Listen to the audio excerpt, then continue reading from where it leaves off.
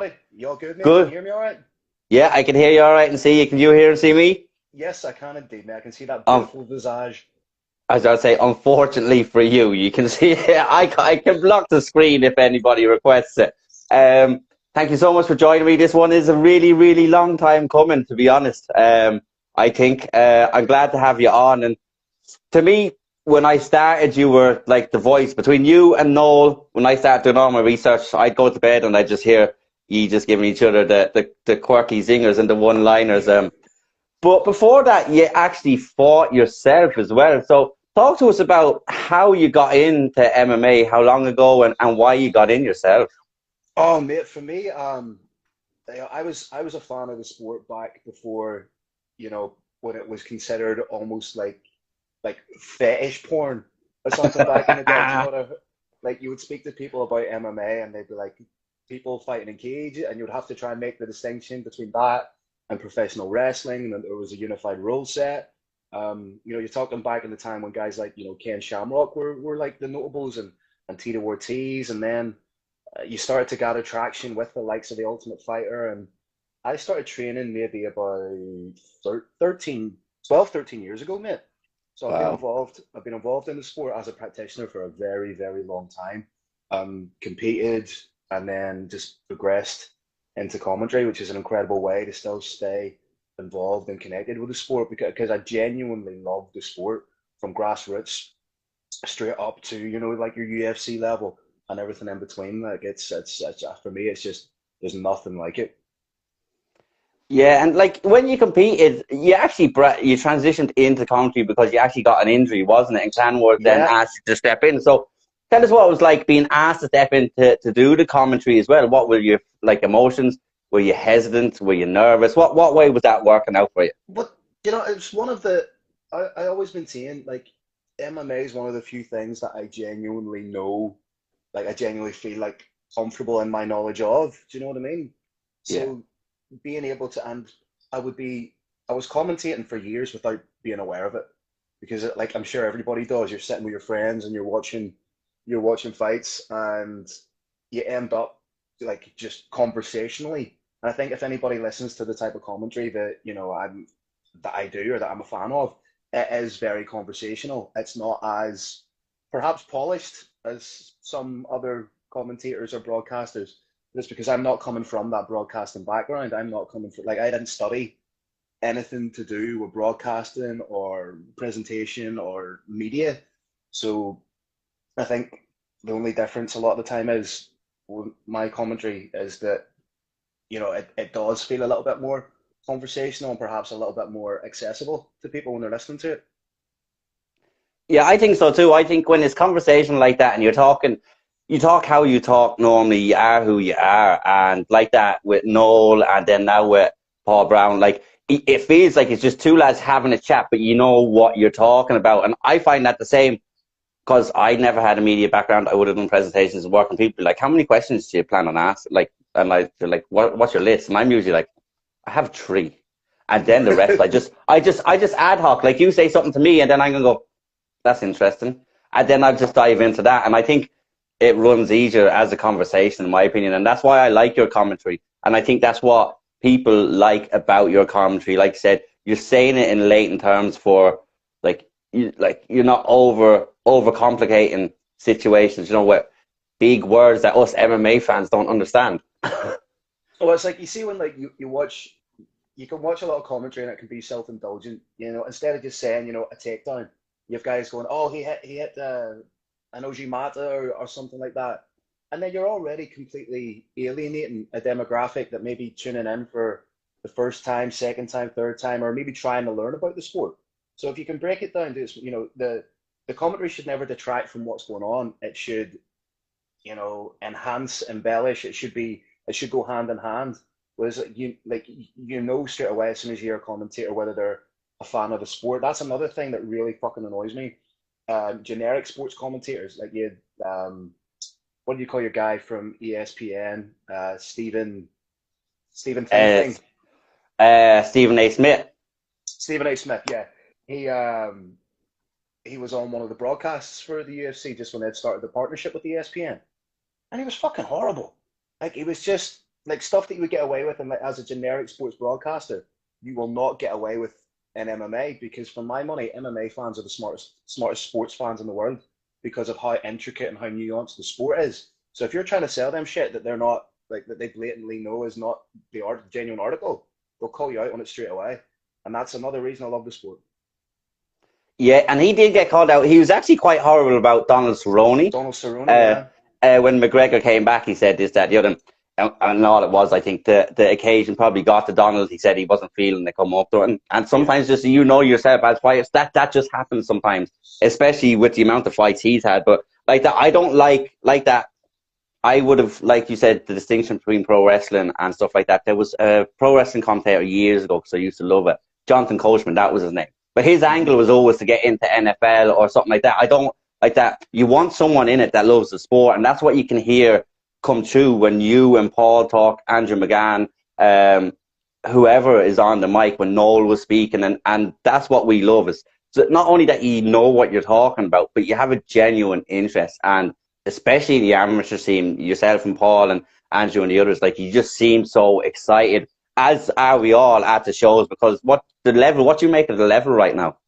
I think the level on this island specifically, like if you consider what realistically in terms of sport, what a small island we have, but yet you've guys going over to IMAF competition, picking up goals. You've some of the best guys in the world. Our biggest export is competent athletes. You look for example, like just like women's MMA, for example. You have Danny McCormick aiming to become the first ever Invicta Women's Champion. You've Shauna Bannon on Invicta. You've got a lot of guys signing to like Nathan Kelly doing great things for the PFL. Will Fleury's about to fight relatively soon for the PFL. Reese McKee in Cage Warriors. You have Norman Park at 36 years old picking up a Yeah, win. But then again, if you bring it back down to the grassroots level, you have guys like Nahum Weddy, who is on the cusp of going pro, even who he was fighting Damien McKenna, a fantastic fighter. You've Aaron McDonald, Kieran Brady, Matthew Frail, so many great guys, young guys like Ben Bradshaw. It's overwhelming the amount of talent we have, and progressing for future generations in amazing, very safe hands. yeah, it is, and when you see the likes, obviously you didn't have quite a good few fighters there. When you see, like, I get really excited when I see debuts coming through on the amateur scene because I remember at the start when I was trying to get the grasp on things, and I was starting to know certain people, in a sort of way, because I only started a year and a half ago, really delved into it. And Yeah. then when a new person comes, I'm like, oh, I don't know these, I don't like this. But now I'm like, who's the debuts? Who's coming up next? Because people, Senan Coakley just made a splash onto the scene last year. Dino Mm-hmm. Driscoll, Yeah. Dom Norcus, Kieran Coogan, like they just all of a sudden just came out of nowhere, and all these guys are like 5-1, 6-1, 5-0, 4-0. Like it's crazy.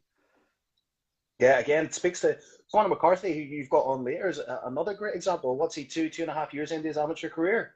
Yeah, He's if coming off, even two, yeah, yeah, two. coming off an incredible fight, has a silver from the MMA Super Cup, and realistically, he can't be too far away for going pro. Like his last performance against Conor Nolan at IUR in Newry, it's as close as you can get to a flawless performance. The only Yeah. critique, if you're being super critical, is that he didn't finish Connor, but he never looked in trouble throughout the course of those 5 rounds, and he looked great doing it. Very, very comfortable. His striking at the amateur It's level is fantastic. So fluid, so clean, so fundamentally sound that he's a joy to watch. yeah, he is like that. And Conor Nolan is a top fighter. Hundred And percent, yeah. That's and what made then the when that's I what made the seen that performance Conor, all the more impressive. yeah, and like that, he must be made of granite as well because he just didn't like he just did he wasn't ever really wobbled or like he was No, hurt, but he wasn't like it didn't look like he was ever going down. And I actually was talking to Conor McCarthy because he's in SBG Nice, which is only a couple of minutes from me, but I talked to Conor a bit, and I think me and Decky McLean said after like just when you watch, he only started a year and a half, 2 years ago. He started around just before me, I think. So you're looking about a year and a half ago. If you just look at the rise of his performances and yeah. like I said, Pro has to be next. There is a couple of fights I would like to see him fight, but I know he's in his last year of college, I'm nearly sure. So that Pro might just have to wait because he's still only young. He's still early 20s. Yeah. But going back to that fight with Conor Nolan, I know there have been a couple of detractors saying that the fight should have been stopped. for me, that's complete idiocy, and that's like Monday morning quarterbacking. If you look at that fight, Aaron Wallace was the referee, who is, for my money, one of the most competent referees in the world, not just in the UK and Ireland. But if you look at that fight, Conor Nolan was never, as you say, was never rocked. There was never an instance, there was never a natural sequence where you thought this fight could be conceivably stopped. Anytime Conor was hit, he was never wobbled and he was thrown back automatically. So again, it speaks to the toughness. And again, after the fact, anybody that's saying that should have been stopped, that's hindsight, and hindsight's the ability to look at your arse. It's useless. Yeah, it's easy to say something after. Because I Yeah, actually, like, I was watching the fight and I was down back and forth, posting stuff or whatever.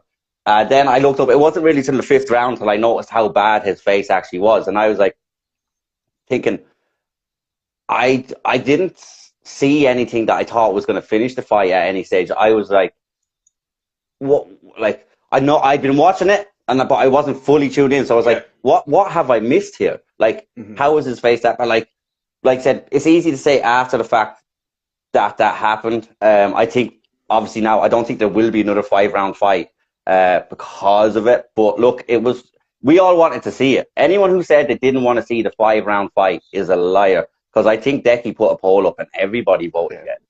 I think I have nothing against the 5 3 minute rounds. If anything, I think for guys like Conor McCarthy, this is a great transitionary step, preparing them for the 15 minutes, just albeit in a different structure that they're going to then compete in as a pro. So for the likes of big title fights, I have no objections to 5 3 minute rounds at all, and it's something that I'd actually like to see a little bit more of. Yeah, they do it in the UK a lot. I know the UKFC, Jamie Abbott fought 5 3s over for a Yeah, title there just before Christmas, which was a really good fight. I remember talking to him after he got his leg kicked off him, but that was a close fight, a tough fight. And like that as well, going into the pro, I think like that, I think as you start, you should fight kind of walk around weight. As you're getting more experience, then start cutting the weight, then start doing these kind of things and prepare yourself because yep, I don't know what it was like for yourself, but years ago it would have been just like amateur pro. But then again, there was Wild West rules years ago. It was nearly not yeah, too yeah. too close. It wasn't too far apart years ago, was No, it? there was I was competing as an amateur back when you were allowed knees to the head and things like that. So again, I understand knees to the head being taken out, but again, it's you're losing something within that transitionary step for elite level amateurs who want to turn pro. Of course, I understand it.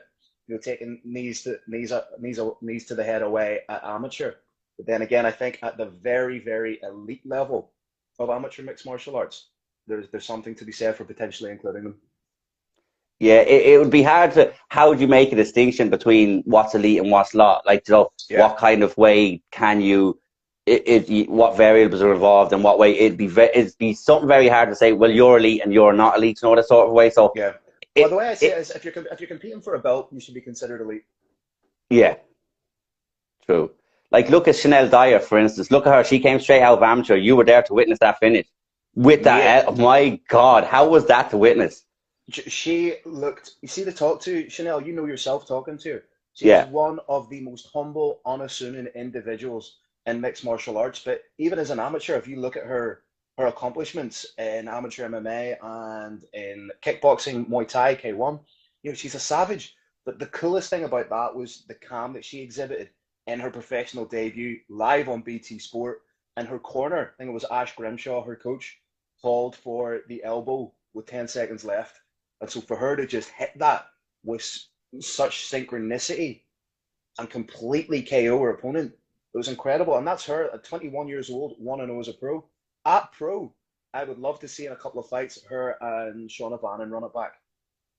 that would be. I was thinking that, and obviously we got to witness that. I remember at the time, I think it was maybe my second event, and I always say to Sean, and I always say to Sarah, I say, like, I was glad I got to witness that fight because when I witnessed it, I remember Sean had dropped her with a head kick in the first, and you're like, oh, Yeah. this is over. And then Hmm. Chanel came back and arguably won the second round. And then obviously Hmm. Sean had finished her. And then I was like, there's something special about these. The two of them have the kind of it factor, do you know the sort of way? Yeah. Like, and I Chanel's not loud, like she's not loud in your face. She's so nice, but it's just her fighting is so good. Yeah, I reckon that you get some fighters that, like, you get like guys that fight twice, guys that fight three times, and they just have this chemistry. They have that in-cage chemistry that they just produce great fights. And I think, especially at the pro level, I'd love to see. Obviously, let Chanel get a little bit more experience, let her get that record up to 4-0, 5-0, and then I'd be trying to find that fight, man. Yeah, I would like to see it somewhere like that in the UFC. Hopefully, if the two of them keep going on the trajectory that we think the trajectory that we think they're going to go, that's Yeah. potentially where the two of them are going to go and meet. Selfishly, I want to see it somewhere I commentate, but that's because I want to have the best seat in the house, and I want to be calling that, you know. But when that happened, obviously, did you hear the call and then see it happen and then be just like sitting there going like Oh, that was unreal. so cool. It was on because the corner was just beside us in commentary. And she's now moved to GB Top Team. Incredible team. Ash Grimshaw was in the corner. I think it was him called for the elbow. Boom, threw it, dropped, and it was just so. It was that almost symbiotic relationship between corner and fighter. It was so cool to see. Yeah, she was impressive. Like I think the amount of Muay Thai fights and the traveling that she had to do for those fights, I think all of them have really stood to her come to pro because I don't know if you heard my interview with her yesterday. Hmm. They brought her to the wrong airport. Oh, you probably know they brought her to the wrong airport. They brought her to, and it was like a 7.5 hour journey actually to get back to where she was fighting as well. So, and she Yeah, just said, I just paid for the Uber and I just chilled out. And I was like, I'm stressed out listening to what happened. It was 2 hours late. You land 7.5 hours away from where you're supposed to be, and you're just yeah, chilling in the back of an Uber. yeah, and then to smash it. Yeah, and again, like it was a full arena. So a full arena. It's on BT Sport, which is a huge platform. Like I'll be honest, I was shitting a wee bit being on BT Sport, and you didn't even see me, or like I was just the soundtrack. So to get in there and perform the way she did, incredibly impressive. And also a huge shout out to Norman Park, 36 years old, picked up his 39th win in professional MMA. Or sorry, his 31st and his 39th bout. That was pretty cool to be part of. That's crazy. I used to go out with a Polish girl, and her father loved KSW, and I've watched the Park and Gamrot wars. They were like unbelievable, like, and just through a whole career, and then to get to that stage, and then and then to still be winning is Yeah. amazing. And was And to that your still be first time improving. on? Sorry. To still be improving as well. Like his hands, Yeah. probably the best they've ever looked. So it's not like he's like plateaued by any stretch of the imagination. He's still getting better. Yeah, and it's amazing like that as you go on, it just shows it's the determination and it's your mindset to Yeah, keep that going, to keep that because obviously when people get to a certain age, I think Joe Rogan says that people go, I'm too old to do this now. He's like, no, you yeah, do what you feel you can do and do what you want, just fucking do it. And obviously that's what he's doing. Like where he had a couple of fights last year as well. He had that one in Fame, I think was that the Polish one? I'd yeah, say yeah, yeah. he had that as well. And like to be going through the likes of KSW, which is for me a very underrated organization with absolute killers in. Like to Oh, without a shadow of a doubt. Yeah, come out the other side of that and still be fighting even. yeah. Still being competitive, you know. Like I would like to see him. I'd like to see him fight for the welterweight belt in Hexagon against a guy Ahmad Gee. Like that would be a great fight, you know. Two two big scary dudes. You know, I think that would be a fantastic fight. It was Gee defeated Walter Gahadze, another veteran of MMA, to win the welterweight belt on the same card. So I think that fight would make a lot of sense. Be really interesting. Yeah, it would. Hopefully he gets a shot at belt and is able to get a win, a victory, and get the belt. Was that your first time on Hexagon? Yeah, yeah, it was first time on Hexagon. I was aware of Hexagon, obviously as a major European promotion. So to get the call from their CEO Jerome and ask if I could commentate on the show, I was over the moon, absolutely over the moon. And it's nice when organizations reach out to you because you feel like well, I must be doing something right if other promotions are willing to trust you to be the soundtrack, if you will, to the action inside the cage. So no, I was over the moon to be able to do it, mate. Yeah, I'd say that like that. Obviously, if someone comes to you, they've obviously seen you've been referred, Yeah, uh, yeah, yeah. like that. So that is obviously a really, really good feeling. And then like that, when you think of the UFC, you think of obviously Mike Goldberg, Joe Rogan. Like essentially, you're the voice of that company then, which shows the amount of trust they're putting in you, which is very nice. Yeah, it's cool. It's cool. And like I say, like for Brave to be able to have done that, since Brave 16 was my first show, and I haven't missed one since. So for them to have that level of trust in me to do to do the organization and to do the work justice is absolutely huge. Which like is quite impressive from the small little island, like you said, with the talented fighters. We've got talented commentators that are going on to do stuff in other organizations. Like, do you love to travel? Is it exciting going around? I wouldn't say you get to see too much of it at times, but is it an exciting kind of lifestyle going and seeing different places because of the sport you love? You get to see some class airports and some class hotels. Usually, and don't get me wrong, that's not a lack of gratitude on my part. It's, Yeah. it's that's just the way it is. But to to be able to travel, like I've been to some countries that I had no right to be anywhere near, all to call MMA. Like that's mind blowing. Like you see, I get a little pin badge. I don't know if you've ever noticed, but when I'm working in a new country or any country, I get a little flag badge and put it on my blazer. So I've got like a little jewelry box that has all the flags in it, and I'm just thinking I've been to some fucking mad places, man. Like Indonesia, Kyrgyzstan, Kazakhstan, Uzbekistan, like Brazil, Colombia, places that like this is all to call MMA. This is all through mixed martial arts. Fucking mad. And then and I'm doing it a lot of the time with my mates. Do you know what I mean? Like Yeah. I'm doing it with Ecky Lark, and I can see Jess is on the chat. It's she's probably the quietest she's been. She's raging. She's not able to join in the chat. Um, but I've been rejecting her requests. I'm only joking. She is gonna beat the fuck out of me next time. I'm only joking, Jess. I'm only joking. and like big Aaron Wallace, for example. Aaron's one of my best mates in the entire world, and to be able to not only sort of travel the world with him, but also to see his progression. Because me and Aaron used to train with each other, like years, at least 10 years ago. We used to both train and fight together. So now to see him now being considered one of the best referees in the world, like I don't know if you remember the title fight in Brave. It was Mohammed Fakhreddin and Mohammed Where Saeed Malem. he Big took the Aaron two of them.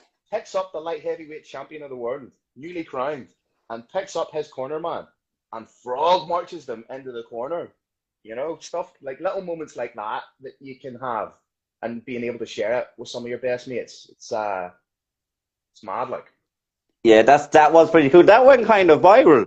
And I remember at Yeah. the time, and I seen it, and I was like, I think I'd been to one show, and I was like, is that the guy that refereed the show in Cage Legacy like 2 weeks From ago? Ballyclare. Like big man's from Bally. I'm from Larne. He's from Yeah, 15 minutes up the road in Ballyclare. And there have been times I've been picking him up to go to the airport to go to Bahrain or something. Like that's fucking mad. yeah, that's great. Like it is so good that you like the likes of yourself, Decky, Aaron, and I do agree Big with you. One of the big best. Gareth, yeah, as Uh, well. yeah, there's so many, and that's what I like about this community, and that's what I found myself is talk to us about the MMA community, how close they are. Because when I go to shows, it's like a big family gathering every time we go back Yeah. up there. Sorry, I'm including myself in there, what I really shouldn't be, but you know what? No, Like, 100%. No, no, no. You've firmly feet under the table now. You're entrenched. You're entrenched firmly as part of the community, my friend. I think thank that's you. what you find. You think that's what you find as long as people are involved in it for the right reasons.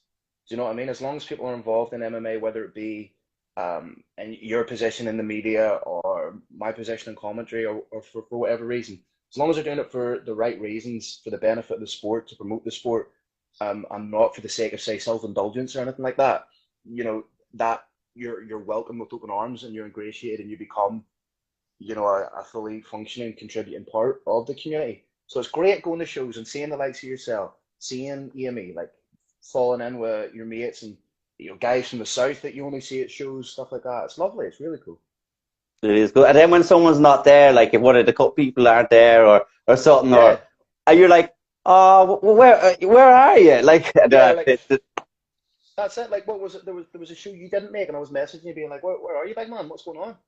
I think that was the just before. Was it No, it wasn't Premier, was it? No, it would have I been. know it was just before Christmas. I can't remember where it It was, would have been the but cage. Like, it yeah. was. I was actually sick the weekend that era cage legacy Clan Wars all land on the weekend, and I think that was the time I was doing so much for so long, like so Yeah, yeah, many yeah. interviews, and I think my Well, you body will just get had burnout. enough. What? You will Yeah, get no, burnout, you know. yeah, So, I would. and about again, I say I get it from traveling sometimes. So if you're feeling like that, the best thing is to do is to take a wee bit of time. Like I always maintain that, you know, self-care isn't selfish. So if you're needing to take a wee break or something like that, 100% Take do it. it.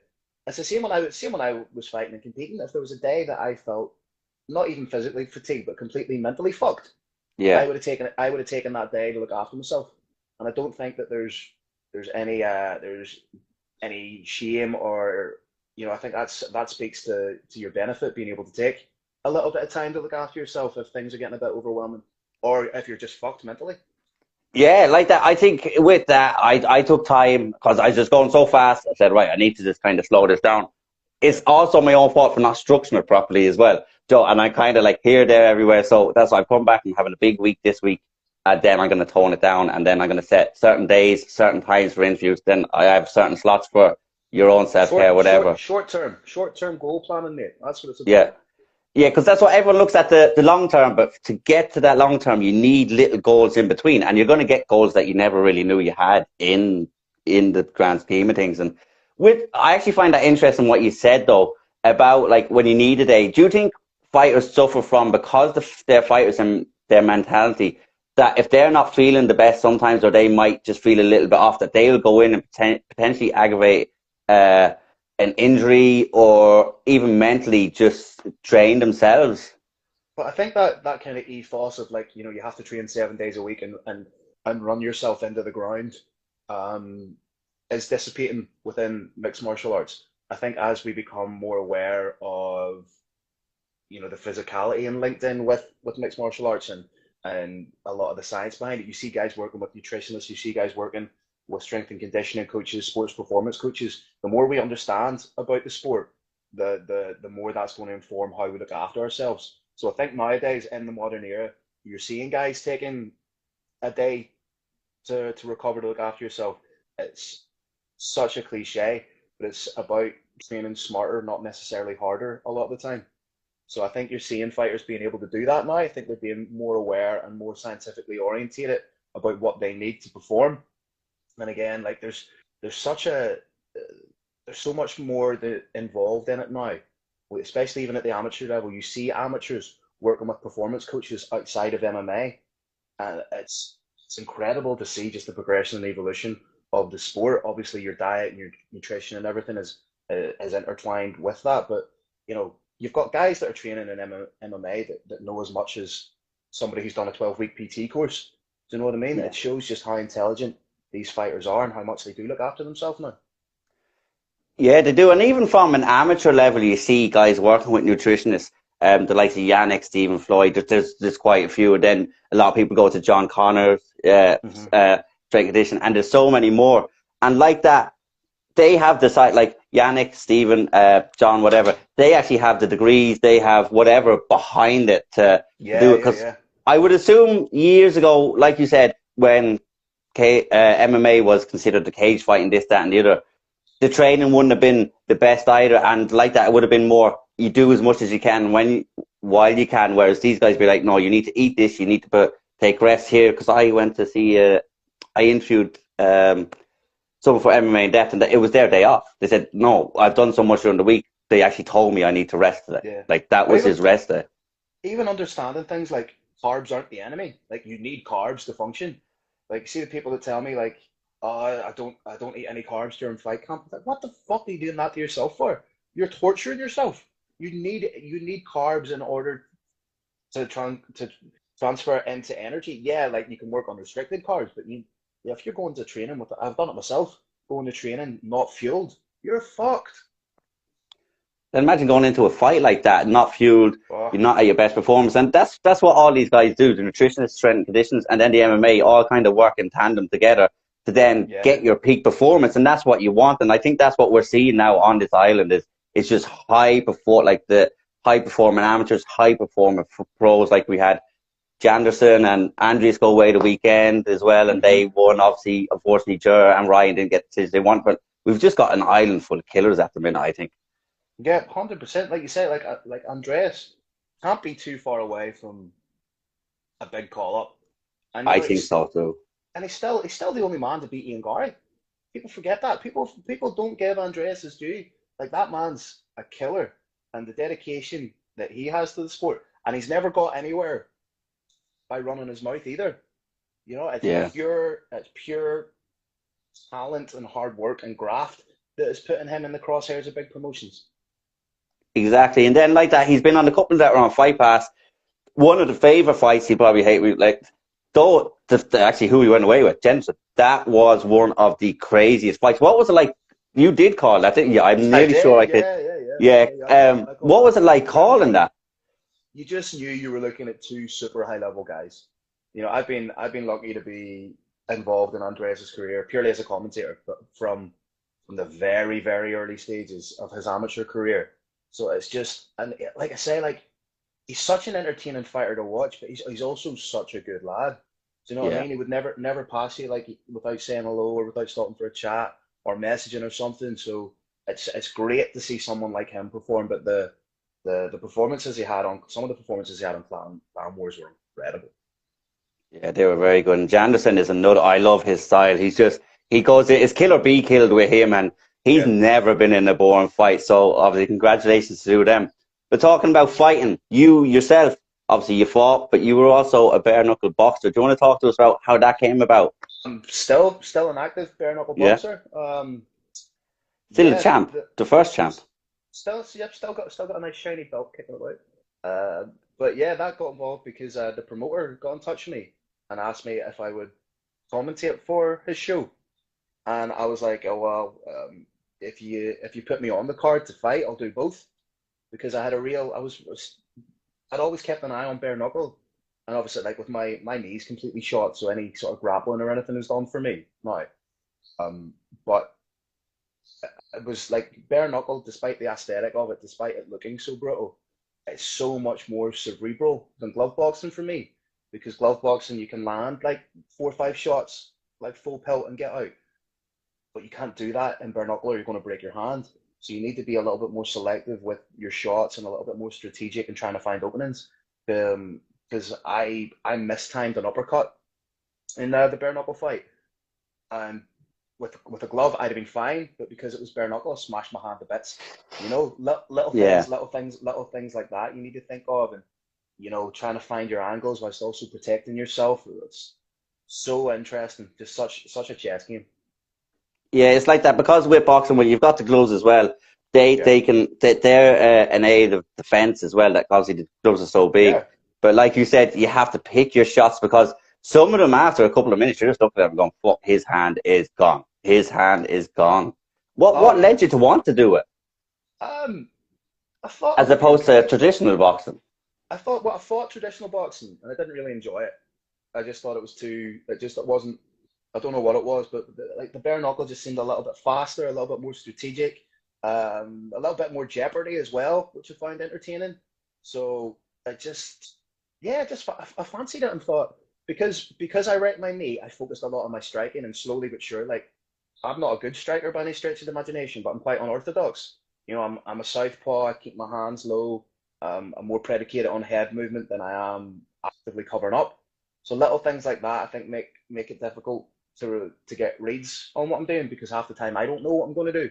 So an opponent's going to have difficulty figuring it out. But I just thought my all-round striking game was better suited to bare knuckle. Yeah, like that. If you're not traditional, Um, and I'm not like you said, you're not a good striker, but obviously you are a good striker. But if you're not traditional and you're not what people are expecting, so they expected this to come this way, that's Yeah. so hard to fight against. From what I've seen, that like I said, if you don't know what you're doing, how do they plan for it?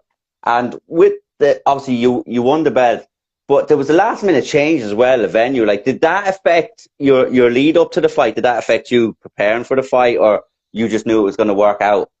Well, it was cancelled initially, so I had And mate, I dieted like a madman for that. Like I got down from when I accepted the fight, I think it was 96 kilos, and then I got down to 70. So obviously I've been like really strict with myself, Wow. dieting and like, going about it the right way. But I went on like when I found out the fight was cancelled, like I hadn't had a beer in like 10 weeks. So I went on it, like Oh, beer and chocolate for a day. Like I because I was actually over in Uzbekistan with Brave when I found out it was cancelled. So as soon as the show was finished, I was popping beers and eating bars of chocolate, just fucking Armageddon type stuff. Was in a wee bit of a throwing a wee bit of a pity party for myself. And then the next day they were like, "Oh, we've got it rescheduled." I was like, "Oh fuck!" So there's the 20 pounds you have to lose again after putting it back on in exactly, one night. yeah. So that one night set me back a few days. No, made the weight, got on it, but that was just part and parcel of it. To be honest, like I was always confident that I was going to get the fight, and I think me and Jamie put on a decent wee scrap. Yeah, I didn't see it now myself because it was actually the same night as a show, I believe. I can't remember, but if can you actually find it on YouTube or can you find it Yeah, anywhere? yeah. It's on Okay, YouTube somewhere. It's on YouTube I floating would about somewhere. I will give that a watch. With the title, you being the champ, is there any word of another one coming back? Is there going to be another one soon? Do you want to get back in there quickly? Yeah, Have I you wanted want. to get back in there since then? Have you been I like took itching I to get back in? I took a little bit of a break just because both my hands were busted up. So, but I'm actively looking to defend the belt. Maybe once get back into full fighting shape and I'm training again, look at opportunities elsewhere across the water, perhaps. But again, it's it's secondary for me. Like my commentary has to be my Yeah. priority, just because that's my full time job now, full time freelance commentator. So that has to be priority, and if I can fit fighting in and around that, make it work, great. It'd be awesome if you could, and then we could get to see you fight again. And then hopefully it doesn't fall on light show. We can go to it. Like that, the UK is actually they have so many bare knuckle events. So if you Yeah, weren't able to get one here over in England, London, I think there's loads of them. and it'd be nice. It'd be nice not to commentate on the show as well, because I did commentary for the show that I won the belt on. So it'd be nice just to be able to focus fully on like preparing, get myself in a good headspace. Because like I won the belt, did a post fight interview, then jumped straight into commentary for the main event. So it was fun. How was that with your preparations? Being on the commentary, and then obviously when your fight's coming up, like were you on the commentary for the whole thing before until a certain time? Then you had to pull out and get ready for it, like. Yeah, I missed the only fight I didn't do commentary for was my own fight. So you were literally sitting at the desk until it was time for your fight. You Yeah, fought, and then with my hands wrapped in my shorts, like has anyone got a picture of that, please? I don't know. I think there might be one kicking about, but then I ran out, quickly hit the pads with Henry Corrigan, who was doing my corner. Fucking great corner man, by the way. Um, did a quick warm up, went out and got it done. Yeah, that's a really really cool story. I didn't realize you'd done it right up to your fight. I thought it would have been Yeah. two or three fights before. You know, you go out the back, kind of get ready. You didn't give yourself much time to prepare, did you? Well, in one way, it was kind of good because my focus was elsewhere, so I wasn't kind Yeah. of being overly analytical, or because I get very very in my head about things like that. So it probably would have been like paralysis by analysis. So it just kind of it gave me a little bit of headspace. So I was like, oh right, shit, okay, time to fight. Let's go and do this then. Yeah, because a lot of fighters say that they've no issues with fighting, whatever, or not even the occasion. They said the waiting around on the fight day, especially if you're the co-main or main event, like, Yeah, and you're there from like 1 o'clock, and you know some of these show. It depends on what time the show starts at. Some of them start at 1 because they do yeah. full days. Like, and you're there all because obviously you have to go and get medicals, rules meeting. They say when you're there all day, that's when it starts playing on you, and then you just And it could be kind. as weird as it sounds, but like, see, sitting around doing nothing, it can drain you. It can leave you absolutely knackered, which is mad. Like, so by the time it comes around, you're ready to fight. You can see guys going in, and you can see sometimes that they're not quite switched on because maybe they've had to sit and wait about for a while. Yeah, and then sometimes I think I talked to Brian Moore. He said he needs to get a slap before he kind of it goes Yeah, back into him. And that's yeah. what it was actually a sports psychologist said that he'd seen the fights and you don't wake up till you get hit. So basically, we want your corner to slap you before you go out for the first round to And that's going to to be the zone back catalyst for his in. performance. Yeah, that's mad, isn't Yeah. it? Yeah, no, it is crazy. It's crazy how the mind works and how much mental there is actually in MMA that I wouldn't have really thought too much of before, but from talking to fighters and people, like it's a mental game as well because you're fighting yourself all the time, I think. Yeah. Like, and trying to get like between diets and training, it's not easy. Like what these lads go through is unbelievably hard. Yeah, people used to say to me, it's like, once you get in the cage, or like, is it tunnel vision, or are you an animal, blah blah blah. And I was like, no. Like, as soon as like I got in the cage or the ring or whatever it was, my first thought was, what the fuck am I doing here? Do you know what I mean? I like, my biggest fear was like, oh fuck, like my sister has been to like practically every fight I've ever had. I was like, oh I can't get knocked out in front of my sister. Fuck me, I'd never live that down. Just silly little things like that come in, and it's mad the things you think of when you're in there. Like, I remember like, one, I think I was on the ground in a fight. I was looking at, and I could see like my friend. I was like, oh shit, they made it. I wasn't sure if they were going to be able to come. That's class. And these are just the little things that go in, that are like in your head when you're in there. Sometimes it's crazy. Yeah, no, it's mad. It is. And then like that, I'd be the same. You're looking out at the crowd going, oh, my friend's going to see me get knocked out. But obviously, that's part and parcel. And that's why I like kind of the way the shows have kind of gone, that there's bigger crowds. And so people get used to that. Like we've said, we need to be getting these amateur fighters kind of used to these stuff that is going to happen on pro. Because I say there's nothing worse. I actually seen a fighter, I don't want to say his name, but he came out and he just looked like he was just kind of shell shocked about Yeah. like where he was. And it seemed like before he got to the cage, the occasion kind of got to him. I've seen him fight since and it was fine, but I think it was just that first time that you're coming out, there's people screaming, and then all of a sudden you're just like, what is this? Like that. You stand in front of someone, Yeah. oh, am I really in here in my underpants about to fight this guy in his underpants? And especially because the shows on this island are so well supported. You go to a cage conflict, for example, is one that jumps off the top of the head as having an incredible crowd. Like, the energy and atmosphere in that place is amazing. Clan Wars the same last weekend. Great crowd, packed out. Uh, where IUR, another great crowd. Cage Legacy always had a fantastic crowd.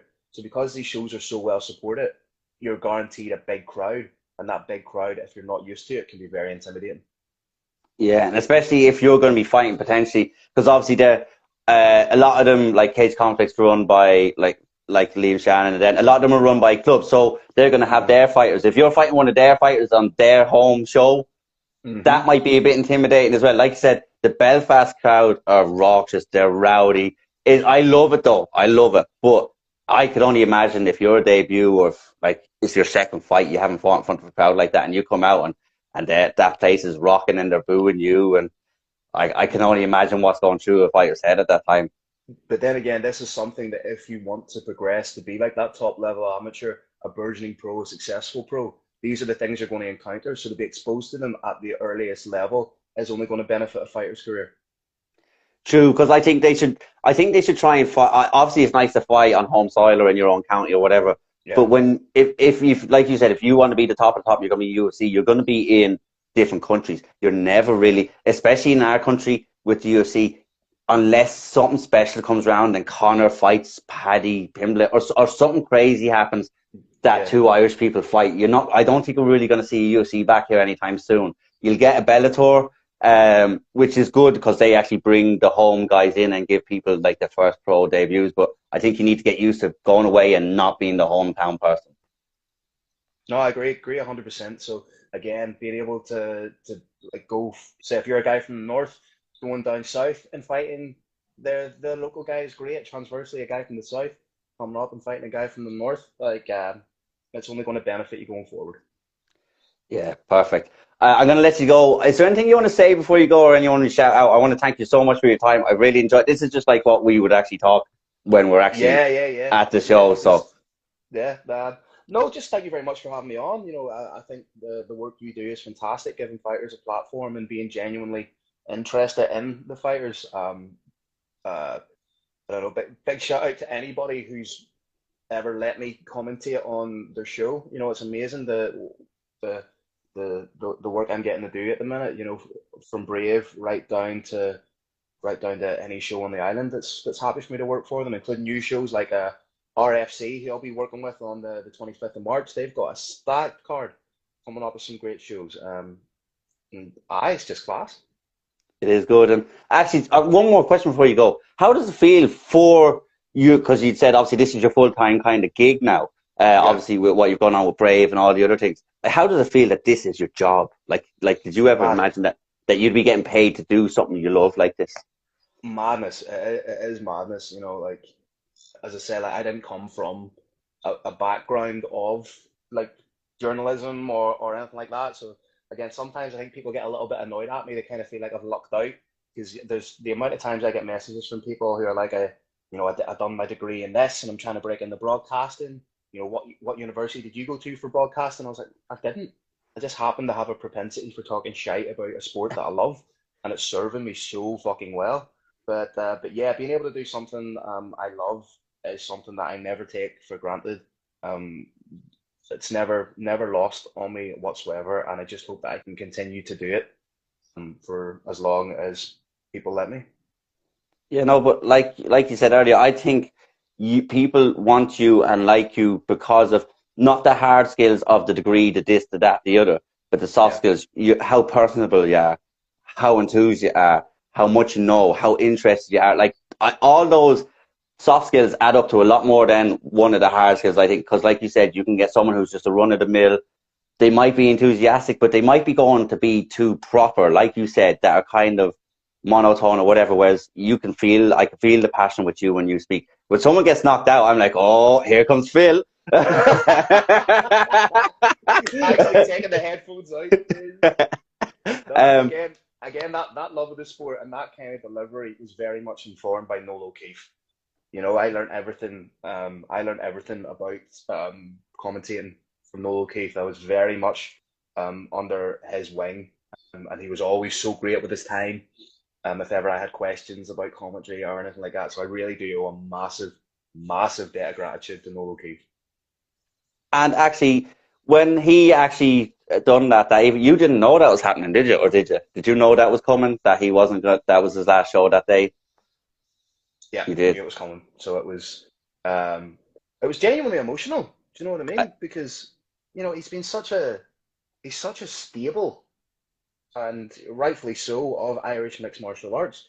And he's left an indelible imprint. I think anybody you hear moving forward, there's going to be like not nobody's going to be like flat out copying, but I think styles are going to be or in Irish commentary have been informed by Noel, and you're always going to hear like little nods in the same way that like in yeah, comedy, like you hear people that have like little Bill Burr or sorry, little Bill Hicks isms, and you see because he was obviously the goat, so yeah. people are kind of informed by that, you know. I guess I'm calling Noel O'Keefe the Bill Hicks of Irish MMA. Which That's a good way to look at it's a statement, isn't it? Except Noel's alive, so you know, it. Which is the keep main that, thing. And Noel is an listen, absolute, keep that going. and Stay alive, Noel. yeah, Jesus Christ. Noel is an absolute legend like that. He was always good with his time with me. I'd only seen him a couple of times, but he was always very good, like everyone else is. Like I said, I'm going to let you go. This has been an absolute pleasure. I think we need to do more of these. I'm up for it, my man. Always enjoy chatting to you. Perfect. We'll definitely do another one fairly soon. Thank you very much for your time and enjoy the rest of your evening. And good luck with everything else in your career. I'll be watching. Thank you very much, man. Take care. Cheers. Bye bye. You too. Thank you. Bye bye.